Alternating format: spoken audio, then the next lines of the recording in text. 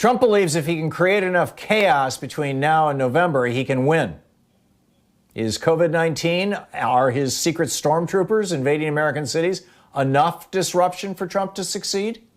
Leave your comments, ding the bell, share it with your friends, and subscribe to our channel. So what's going on here? Well, the bottom line is that the Trump administration, and by the way, this is the Republican Trump administration. There's so much focus on Donald Trump himself. This is not just Donald Trump.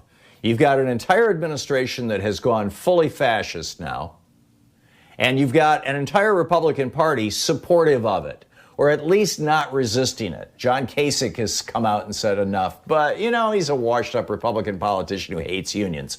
I don't think that the Democrats are going to embrace him, even if he does speak at the DNC. But the whole thing is a mess. And the authoritarian part of the Republican Party is showing up right here in Portland. Portland is a test, but it's only a test. Trump signaled this election strategy a few days ago when he talked about ending legislation that was passed back in the 60s to support fair housing. When he said that that legislation, which he is suspending, had, quote, sent people, end quote, into, quote, the suburbs, end quote. You know, essentially what he's saying is, white people in the suburbs, I'm doing what I can to keep your neighborhoods white. You have to be very afraid of these black and Hispanic people the Democrats should be able to live anywhere in the country. How dare they? That's essentially the message that Donald Trump and Roger Stone and the Republican Party are sending you. I mean, Portland is an overwhelmingly white city. So, you know, he figured he could test out his secret police, his stormtrooper strategy here without anybody much noticing, because it wouldn't be so racialized. But now he's taking it to Chicago, a city with a far more diverse population. And if he's successful, he'll provoke a made-for-television appearance with white stormtroopers battling black residents. And that's exactly what Donald Trump is hoping for. The most recent polls show that white people, particularly suburban white people, who were half of all voters last year, half of all, not exclusively white, but half of all voters in 2016, in the last presidential election, were suburban. Half. And a very large portion, disproportionately large portion of those suburban voters, I think it's 73% of American voters are white, or Americans are white, but the whites in the suburbs much higher than that. This is just, and they support Trump. White people still, according to the most recent polls, majority of white people support Trump, particularly white men.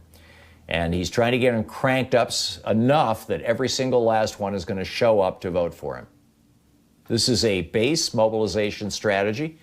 It looks to me like Richard Nixon's Southern strategy in 1968, where the police provoked a riot at the Democratic National Convention, and, it just got going. Well, of course, you had a bunch of terrible things happening in 68. The peak of that being the assassination of the Reverend Dr. Martin Luther King Jr., which led to cities burning. And that's what got Nixon elected, or at least that's what Roger Stone thought got Nixon elected. And I think, Roger Stone is still advising Donald Trump. He's known him for all these years.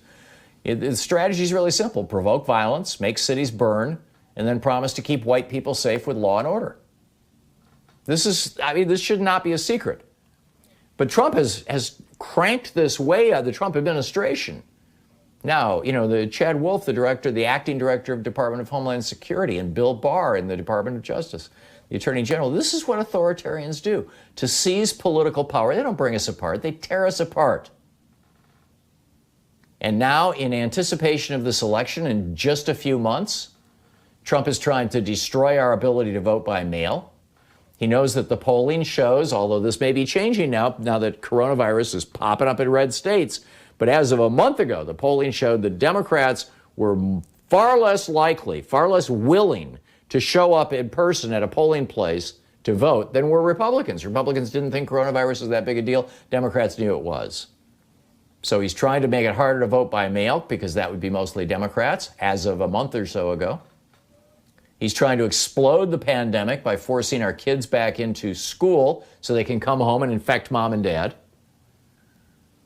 He's fighting funding for testing because I think he's pursuing a maximum chaos strategy. If he can have the maximum level of screaming chaos in November, he has the biggest. And by the way, with all the mail-in votes, it's going to be several days after the election before we know who won. And during that time, Donald Trump is going to be claiming that he won.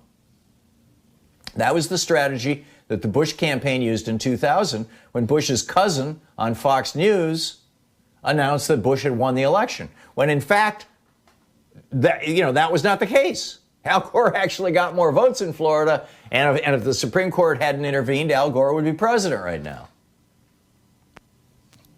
So, and then on top of that, Trump is sending his secret police, his stormtroopers into our cities. They're coming to a city near you.